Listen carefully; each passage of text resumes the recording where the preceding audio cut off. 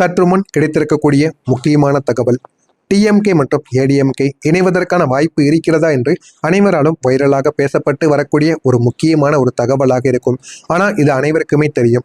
டிஎம்கேவும் ஏடிஎம்கேவும் சேரணும் அப்படின்னா டிஎம்கேல இருக்கக்கூடிய மக்களும் ஏடிஎம்கேல இருக்கக்கூடிய வாக்காளர்களும் உடனே ஒத்துக்கொள்ள மாட்டாங்க. இது அனைவருக்குமே தெரிந்த ஒரு தகவல்கள் தான். அதனால இது அரசியல் வட்டாரங்களில் பேசப்பட்டு கொண்டுதான் வருகிறது. இருந்தாலும் இதனை யாருமே ஏற்றுக்கொள்ள மாட்டாங்க. ஒன்றுக்கொன்று சலித்த கட்சிகளும் கிடையாது. இரண்டுமே ஒன்றுக்கொன்று எதிரிகளாக இருக்கக்கூடிய கட்சிகளாக இருப்பாங்க. அதனால இவர்கள் சேருவதற்கு வாய்ப்புகள் கம்மியாகத்தான் இருக்கும். இருந்தாலும் இந்த ஒரு தகவலானது வெளியாகி கொண்டிருக்கிறது.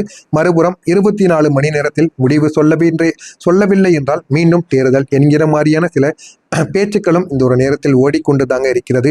ஏன் அப்படின்னா, உண்மையில் உடனே தேர்தல் நடத்துவது என்பது கடைசி கட்ட ஒரு முடிவாகத்தான் இருக்கும். முதலில் மற்ற கூட்டணிகளின் அரசு வந்து மற்ற கூட்டணிகளை கூப்பிட்டு பார்த்து அது வரவில்லை என்றால் மட்டுமே அது கடைசி கட்ட ஒரு முடிவாக இருக்கும் என்றும் அனைவராலும் கூறப்பட்டு வருகிறது. இருந்தாலும் எந்த கூட்டணியும் பெரும்பான்மை நிரூபிக்க முடியாத ஒரு நிலைமையானது ஏற்பட்டுவிட்டால் ஒன்று பிரசிடென்சி ரூல் அல்லது மறுதேர்தல் போன்ற விஷயங்களானது பேசப்படுமாம். இந்திய அரசியலில் இது பல முறைகள் நடந்திருப்பதும் இப்பொழுது கூறப்பட்டும் வருகிறது. ஒருவேளை விஜயுடன் யாரும் இணையவில்லை என்றால் என்ன ஆகும்? அப்போது டிவிக்கு மிகப்பெரிய எதிர்க்கட்சியாக செயல்படலாம். அது விஜய்க்கு நீண்ட காலத்தில் கூட நன்மையாகவும் மாறவும் செய்யலாம் என்று சில அரசியல் ஆய்வாளர்கள் கூறிக்கொண்டுதான் இருக்கிறார்கள். ஏன் தெரியுமா? உடனடி ஆட்சியை விட வலுவான அமைப்பு உருவாக்குவது ஒரு புதிய ஒரு கட்சிக்கு முக்கியமானதாகவும் அனைவராலும் கூறப்பட்டு வருகிறது. அதே ஒரு நேரத்தில் ஆதரவு இல்லாமல் அரசு அமைக்க முயற்சித்தால் அது நிலையான ஆட்சிக்கு இருக்காது என்பதையும் சிலர் சுட்டிக்காட்டும் பேசிக்கொண்டிருக்கிறார்கள். அடுத்த ஆட்சியை பிடிக்கக்கூடிய கட்சி யார் என்ற ஒரு கேள்வி தற்போது அரசியல் கணிப்புகள் மட்டுமே தாங்க ஓடிக்கொண்டிருக்கிறது. டிவிகே வேகமாக வளர்ந்தாலும் டிஎம்கே இன்னும் வலுவான அமைப்பு கொண்ட ஒரு கட்சியாக அனைவராலும் பார்க்கப்படும். ஏடிஎம்கே மீண்டும் எழுச்சி பெற முயற்சியும் செய்து கொண்டிருக்கிறது.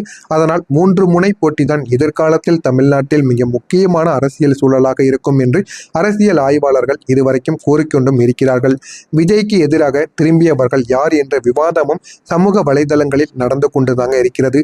சில முன்னாள் ரசிகர்கள் மன்ற நிர்வாகிகள், சில பழைய கூட்டணி ஆதரவாளர்கள், சில அரசியல் விமர்சகர்கள் டிவிகே நிர்வாக அனுபவம் குறித்து கேள்வி எழுப்பிக் கொண்டுதான் வந்து கொண்டிருக்கிறார்கள். இதுவும் ஒரு பக்கம் ஓடிக்கொண்டுதாங்க இருக்கிறது. விஜய் ஆட்சிக்கு வந்தால் என்ன நன்மைகள் ஏற்படும் என்றால், புதிய தலைமுறை அரசியல், ஊழல் எதிர்ப்பு போன்ற விஷயங்கள் எல்லாம் இளைஞர்களுக்கு வேலை வாங்கி கொடுப்பது போன்ற திட்டங்களை அவர்கள் ஏற்படுத்தி கொடுப்பார் என்று கூறியிருப்பதால் இளைஞர்கள் அனைவரும் விஜயை தாங்க மிக பெரிய அளவில் பார்த்து கொண்டிருக்கிறார்கள்.